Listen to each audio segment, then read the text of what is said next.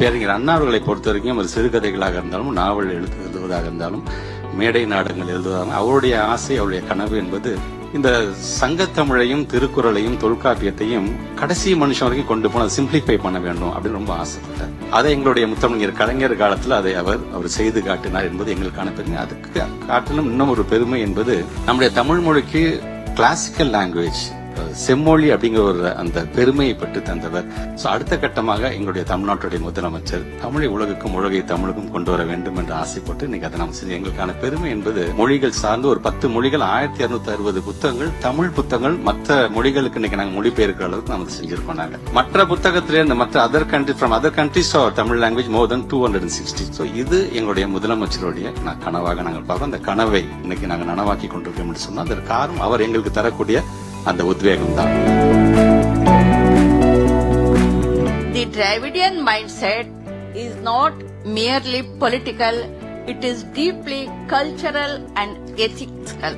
It understands that education is the foundation of equality, rationality is the basis of freedom, self-respect is the core of justice.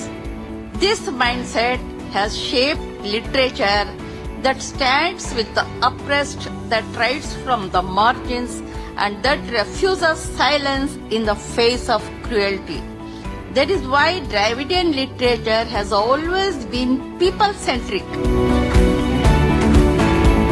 100க்கும் மேற்பட்ட நாடுகளைச் சார்ந்த பயிற்சியாளர்கள் குழுமியிருப்பது சென்னை பன்னாட்டு அறிவு மையமா உயர்ந்து வரத உறுதிப்படுத்துது. நம்ம மண்ணோட சிந்தனைகளும் எழுத்துக்களும் உலகம் முழுக்க பரவணும், உலகின் உயரிய சிந்தனைகள் நம்ம மக்கள்கிட்ட வந்து அடையணும் என்ற கனவு இந்த நிகழ்ச்சியால நினைவாகி இருக்கு. மொத்தத்துல இப்படி ஒரு அறிவு சங்கமத்தை வெற்றிகரமாக நடத்தியிருக்கக்கூடிய நம்முடைய பள்ளி கல்வித்துறை அமைச்சர் என்னுடைய அருமை தம்பி அன்பில் மகேஷ் அவர்களுக்கும், செயலாளர் சந்திரமோகன் ஐஏஎஸ் அவர்களுக்கும், பொது நூலக இயக்கத்துக்கும், தமிழ்நாடு பாடநூல் மற்றும் கல்வியியல் பணிகள் கழகத்துக்கும், பன்னாட்டு ஒருங்கிணைப்பாளர்களுக்கும் என்னுடைய மனமார்ந்த பாராட்டுக்கள், வாழ்த்துக்கள்.